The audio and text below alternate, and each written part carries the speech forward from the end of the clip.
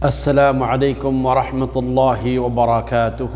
الحمد لله وكفى وسلام على عباده الذين اصطفى. أما بعد فأعوذ بالله من الشيطان الرجيم. وما أرسلناك إلا رحمة للعالمين. اللهم صل على محمد النبي الأمي وعلى آله وأصحابه أجمعين. প্রিয় দ্বীনী ভাই বোনেরা, আমি আজ আপনাদের সামনে যে বিষয়ে আলোচনা করব সেই বিষয়টি হলো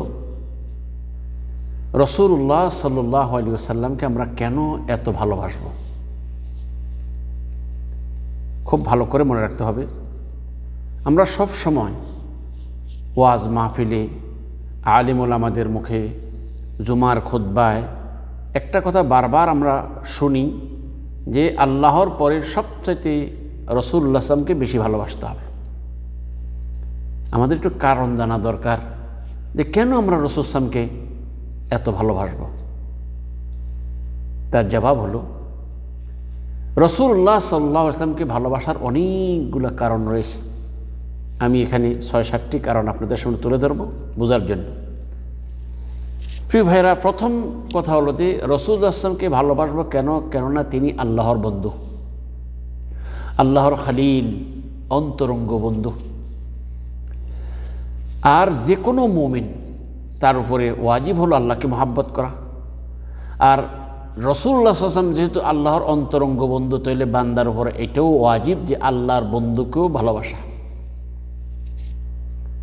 কারণ না, আরবিতে একটা কথা আছে, হাবিবুল হাবিবে হাবিবুন, বন্ধুর বন্ধুও বন্ধু হয়।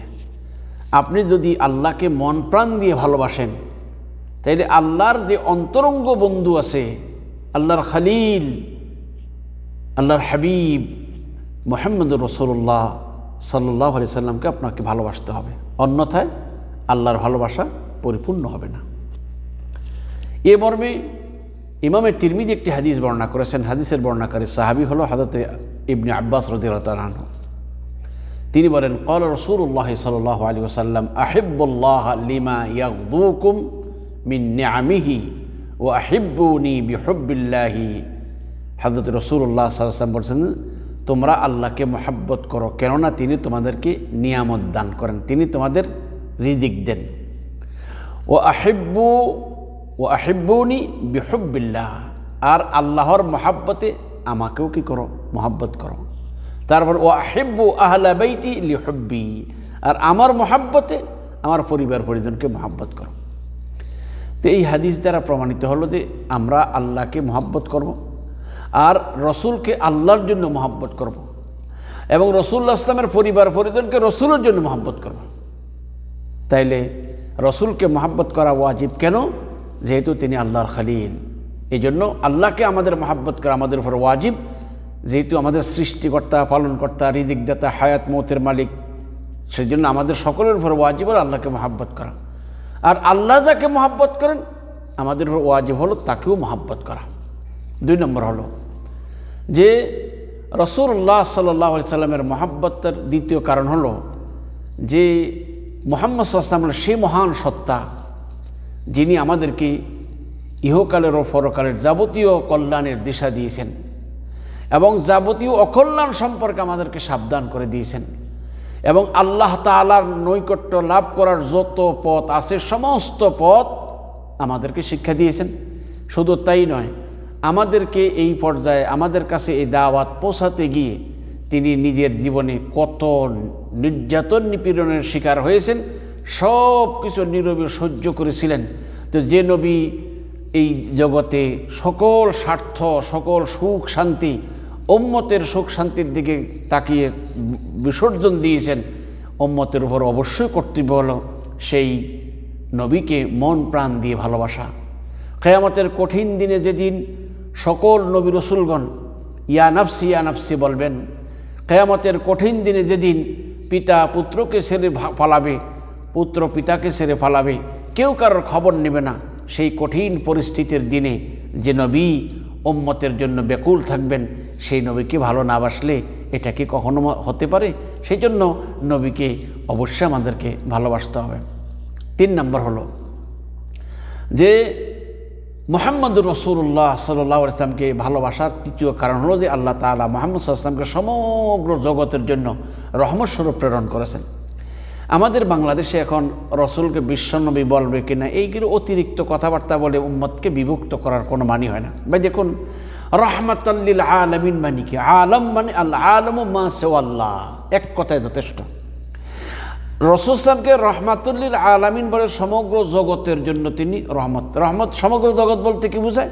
অর্থাৎ আল্লাহ তাআলা ব্যতীত যত কিছু আল্লাহর সৃষ্টি আছে সমস্ত সৃষ্টির জন্য রসুলকে রহমত বলা হয়েছে। এরপর কি আরো কি ব্যাখ্যার প্রয়োজন আছে? ওমা আরসালনাকা ইল্লা রাহমাতাল লিল আলামিন। আল্লাহ পাক বলেছে, নবী আমি আপনাকে বিশ্ববাসীর জন্য সমগ্র সৃষ্টি জগতের জন্য রহমত স্বরূপ প্রেরণ করেছি। তাহলে রাসূলুল্লাহ সাল্লাল্লাহু আলাইহি সাল্লাম সমগ্র জগতের জন্য রহমত। তিনি শুধু মানুষের জন্য নয়, মানব দানব কীট পতঙ্গ সকলের জন্য তিনি রহমত। শুধু এই উম্মতের জন্য নেই যে আমরা মুহাম্মদ সাল্লাল্লাহু আলাইহি ওয়াসাল্লামের উম্মত তার নয়, বরং সেই আদম আসলাম থেকে নিয়ে কিয়ামত পর্যন্ত যত মানব দানব পৃথিবীতে আসবে সকলের জন্য তিনি রহমত। তিনি শুধু মানুষ নয়, তিনি জীব জন্তু সকলের জন্য তিনি রহমত হিসেবে প্রেরিত হয়েছেন। তার দয়া এই বিশাল ছিল। ইনশাআল্লাহ আমরা সামনে মুহাম্মদ সাল্লাল্লাহু আলাইহি ওয়াসাল্লামের দয়া কেমন ছিল এটা সম্পর্কে বিস্তারিত আলোচনা পরবর্তীতে আমরা করবো ইনশাআল্লাহ। প্রিয় ভাইরা, তাহলে বোঝা গেল রাসূলুল্লাহ সাল্লাল্লাহু আলাইহি ওয়াসাল্লাম যাকে আল্লাহ রহমত স্বরূপ প্রেরণ করেন, যিনি আমাদের জন্য রহমত, যার মাধ্যমে আমরা সঠিক পথের দিশা পেয়েছি, আমাদের উপর অবশ্যই ওয়াজিব হলো সেই রসুলকে মন প্রাণ দিয়ে ভালোবাসা। ৪থ নম্বর কারণ আমরা সবাই ইমানের পরিপূর্ণতায় পৌঁছতে চাই, কিন্তু কোনো ব্যক্তির জন্য কখনো ইমানের পরিপূর্ণতায় পৌঁছা সম্ভব হবে না রাসূলুল্লাহ সাল্লাল্লাহু আলাইহি ওয়াসাল্লামকে মন প্রাণ দিয়ে ভালোবাসা ব্যতীত। তার মানে হলো আপনি আমি আমরা পৃথিবীর সকল মানুষের ক্ষেত্রে এই বিষয়টা প্রযোজ্য। কোনো ব্যক্তি ততক্ষণ পর্যন্ত পরিপূর্ণ ইমানদার হতে পারবে না যতক্ষণ পর্যন্ত মুহাম্মদুর রাসূলুল্লাহ সাল্লাল্লাহু আলাইহি ওয়াসাল্লামকে অন্তঃস্থল দিয়ে ভালো না বাসবে। মুহাম্মদ সাল্লাল্লাহু আলাইহি ওয়াসাল্লামকে নিজের জান মাল ছেলে মেয়ে এমনকি নিজের জীবনের চাইতেও বেশি ভালোবাসতে হবে। তাহলেই মাত্র ইমান মানে কে বলতে হবে পরিপূর্ণ মুমিন হতে হবে। তাহলে আমরা পরিপূর্ণ ইমানদার হতে হলে আমাদেরকে অবশ্যই নবীকে মন প্রাণ দিয়ে ভালোবাসতে হবে।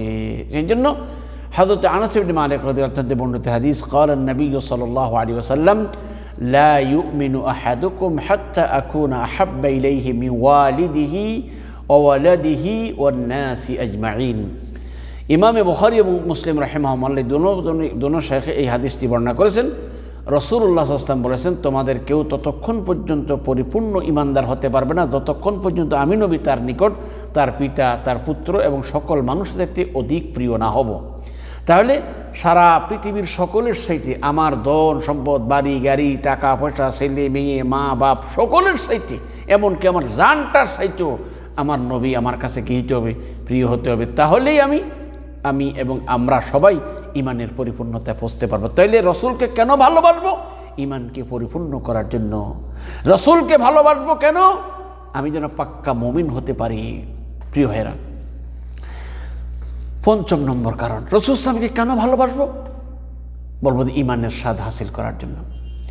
রাসূলুল্লাহ সাল্লাল্লাহু আলাইহি সাল্লামকে ভালোবাসা ব্যতীত ইমানের স্বাদ গ্রহণ করা সম্ভব নয়। রাসূল সাল্লাল্লাহু বলেছেন, হযরত আনাস ইবনে মালিক রাদিয়াল্লাহু আনহু বর্ণিত, আনিন নবী সাল্লাল্লাহু আলাইহি ওয়াসাল্লাম قال ثلاث من كن فيه وجد حلاوة الإيمان أولا أن يكون الله رسوله أحب إليه مما سواهما। হযরত রাসূলুল্লাহ সাল্লাল্লাহু আলাইহি ওয়াসাল্লাম ইরশাদ করেন যে ৩টি গুণ যার মধ্যে পাওয়া যাবে, যার মধ্যে বিদ্যমান থাকবে সে ইমানের স্বাদ পাবে। এই ৩টি গুণের প্রথম গুণ যে আন ইয়াকুনাল্লাহু ওয়া রাসূলুহু আহাব্বা ইলাইহি মিম্মা সিওয়াহুমা, যার নিকট আল্লাহ ও তার রাসূল অন্য সকল বস্তু হতে অধিক প্রিয় হবে। তাহলে আমরা যদি ইমানের স্বাদ পেতে চাই, ইমানের মিষ্টি যদি আমরা পেতে চাই, ইমানের মজা পেতে চাই, তাহলে আমাকে আল্লাহ এবং আল্লাহ রসুলকে সবচাইতে বেশি ভালোবাসতে হবে। তাহলেই ইমানের স্বাদ আমি উপলব্ধি করতে পারবো। প্রিয় ভাইয়েরা, রাসূলুল্লাহ সাল্লাল্লাহু আলাইহি ওয়াসাল্লামকে ভালোবাসার 6 নং কারণ হলো যে রাসূলুল্লাহ সাল্লাল্লাহু আলাইহি ওয়াসাল্লাম আমাদেরকে আমাদের পিতামাতার চাইতেও বেশি ভালোবাসতেন। আরে কতটুকু ভালোবাসা অন্তরে থাকলে উম্মতের জন্য এত বেকুল ছিলেন। অনেক হাদিস রয়েছে, বহু হাদিস। একটা হাদিস আমি আপনাদের সামনে তুলে ধরব। একবার রাসূল সাহেব নির্জন কক্ষে কাঁদতেছিলেন, হুজুরের দাড়ি মোবারক বেয়ে গাল বেয়ে পানি পড়তেছিল। আর আরশ আজিমের মালিক জানেন তিনি কেন কাঁদেন, কিন্তু তার ইচ্ছা হলো রাসূলের মনের ব্যথাটা উম্মতকে জানানো। তাই তিনি জিবরাইল আলাইহিস সালামকে পাঠালেন যে তুমি গিয়ে দেখো তো আমার রাসূল কেন কাঁদে। জিবরাইল আসলেন, রাসূল সাল্লামকে জিজ্ঞেস করলেন। রাসূল সাল্লাম যে জবাব দিলেন তার সার হলো উম্মতের জন্য তিনি কাঁদেন। আল্লাহ সুবহানাহু ওয়া তাআলা জিবরাইল আলাইহিস সালামকে পাঠালেন যে তুমি গিয়ে বলো তিনি যেন কান্না বন্ধ করে। আল্লাহ পাক ফাকাল ইয়া জিবরিল ইযহাব ইলা মুহাম্মদ ফাকুল ইন্না সানুরযিকা ফি উম্মতিকা ওয়ালা নাসুউক। হে জিবরাইল, তুমি আমার নবী মুহাম্মদ সাল্লাল্লাহু আলাইহি ওয়াসাল্লামের নিকট যাও আর তাকে এই কথা বলো যে আল্লাহ তাআলা আপনাকে আপনার উম্মতের ব্যাপারে সন্তুষ্ট করবেন, আপনাকে অসন্তুষ্ট করবেন না। কি ব্যথা উম্মতের জন্য ছিল, উম্মতের জন্য তিনি কোরবানি করেছেন। উম্মতের মধ্যে যারা কোরবানি করার মতো ক্ষমতা রাখে না তার জন্য তিনি কোরবানি করেছেন। প্রত্যেক সালাতে উম্মতের জন্য দোয়া করেছেন। আল্লাহ সুবহানাহু ওয়া তাআলা রাসূল সাল্লাল্লাহু আলাইহি ওয়াসাল্লামকে বিশেষভাবে প্রার্থনা করার জন্য, কোনো কিছু চাওয়ার জন্য বলেছেন। তিনি তা দুনিয়ায় না আসে উম্মতের শাফাআতের জন্য, এটা কিয়ামতের দিনের জন্য তিনি স্থগিত করলেন, কিয়ামতের দিনের জন্য রেখে দিলেন। কিয়ামতের কঠিন দিনে যখন সব মা তার সন্তানকে ভুলে যাবে, সন্তান তার মাকে ভুলে যাবে, সেই কঠিন দিনে তিনি উম্মতকে ভুলবেন না। যে নবী উম্মতের জন্য এত দরদি, এত দরদি, এত দরদি। হাদিসে আছে রাসূল সাল্লাল্লাহু আলাইহি ওয়াসাল্লাম একবার মাকবারায়ে বাকিতে গেলেন, জিয়ারত করলেন আর কাঁদতেছেন। সাহাবীরা জিজ্ঞাসা করলেন, ইয়া রাসূলুল্লাহ কেন কাঁদেন? হুজুর বললেন যে আমি আমার ভাইদের জন্য কাঁদি। সাহাবীরা বললেন, ইয়া রাসূলুল্লাহ আমরা কি আপনার ভাই নয়? হুজুর বলছে তোমরা আমার সাহাবী, আমার ভাইয়েরা হলো তারা যারা এখনো দুনিয়াতে আসেনি। এই উম্মতের জন্য তিনি এত দরদি ছিলেন, এত দরদি ছিলেন। তাহলে উম্মতের কি কর্তব্য নয় যে নবী জীবনের সকল স্বার্থ এই উম্মতের জন্য ত্যাগ করেছেন, উম্মতের জন্য কি কর্তব্য নয় ও নবীকে মন প্রাণ দিয়ে ভালোবাসা? অবশ্যই। প্রিয় ভাইরা, রাসূলুল্লাহ সাল্লাল্লাহু আলাইহি ওয়াসাল্লামকে সকলের সাথে বেশি ভালোবাসার 7 নং কারণ হলো আমরা যেন রাসূল সাল্লাল্লাহু ভালোবাসার কারণে রাসূলের সাথী হয়ে জান্নাতে থাকতে পারি। আল্লাহু আকবার।